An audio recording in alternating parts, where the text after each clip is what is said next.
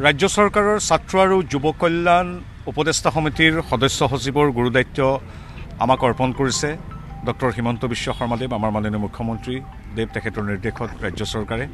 গতিকে প্ৰথমেই মুখ্যমন্ত্ৰী মহোদয়, ৰাজ্য চৰকাৰ আৰু আমাৰ দলৰ মাৰ্গদৰ্শকসকলৰ লগতে আমাৰ শুভাকাংক্ষী তথা ৰাইজক আমি কৃতজ্ঞতা জ্ঞাপন কৰিছোঁ। এক গুৰুদায়িত্ব আছে, আমাক সকলোৱে এই মুহূৰ্তত শুভেচ্ছা জনাবলৈ আহিছে। সন্মানীয় বিধানসভাৰ আমাৰ উপাধ্যক্ষ মহোদয় ডক্টৰ নুমল মুমিন দেৱ প্ৰমুখ্যে আমাৰ ক্ৰীড়া জগতৰ বহুকেইটা সংস্থা সদস্য, বিভিন্ন শিক্ষানুষ্ঠানৰ লোক ইতিমধ্যে আহিছে, সংবাদ মাধ্যমৰ সতীৰ্থসকলৰ লগতে।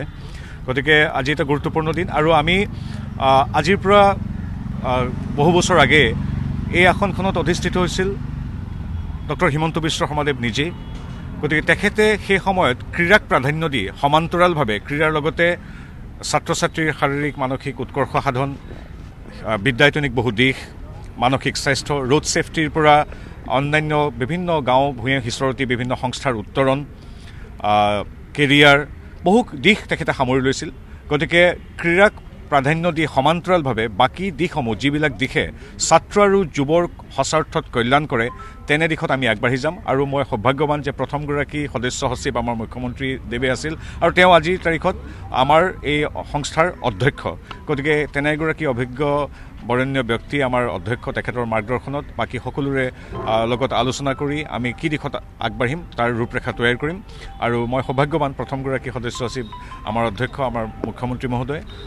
গতিকে সন্মানীয় ক্ৰীড়া দপ্তৰৰ মন্ত্ৰী বিমল বৰাদেৱ তথা আমাৰ বাকী সকলো সতীৰ্থৰ লগত আলোচনা কৰি ক্ৰীড়া, শিক্ষা, সংস্কৃতি সকলো দিশতে যাতে আমাৰ এই ৭০-৮০ লাখ যি যুৱ ছাত্ৰ শক্তি আছে, তাৰ সেই শক্তিৰ যাতে সৎ প্ৰয়োগ হয় আৰু অসমখনক আমি আগুৱাই লৈ যাব পাৰোঁ, তাত নিজৰ সাধ্যানুসৰি কিঞ্চিত মানে হ'লেও সেৱা কৰিবলৈ চেষ্টা কৰিম। অসমৰ যুৱ প্ৰজন্মক আগত লৈ যাবলৈ কাৰণে সক্ষম হ'ব।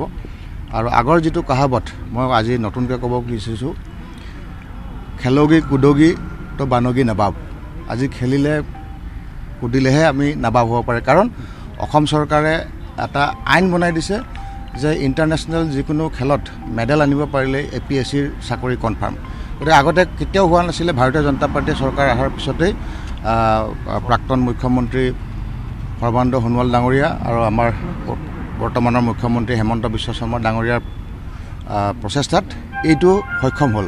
গতিকে ক্ৰীড়া জগতৰ লগত আমি আছোঁ আৰু ক্ৰীড়াপ্ৰেমীৰ লগত আমি আছোঁ। খেলুৱৈসকলৰ লগত পাৰ্টিকুলাৰলি ভাৰতীয় জনতা পাৰ্টীৰ চৰকাৰ সদায় আছে।